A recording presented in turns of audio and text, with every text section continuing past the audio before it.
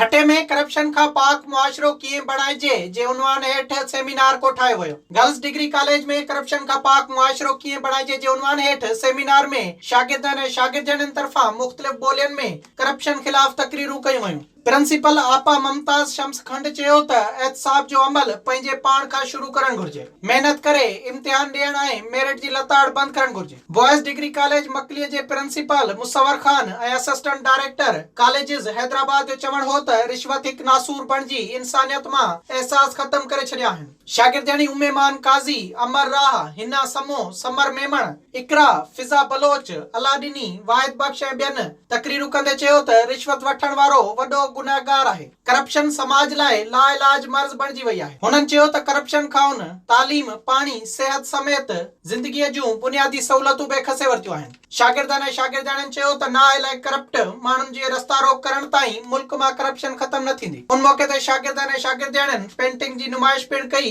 जॾहिं त तकरीरुनि में पोज़ीशन हासिल कंदड़ शागिर्दनि ऐं शागिर्दियाणियुनि खे इनाम ऐं सर्टिफिकेट पिणु ॾिना विया। विज़िट कयो अवामी आवाज़ मीडिया ग्रुप जी वेबसाइट awamiawaz.pk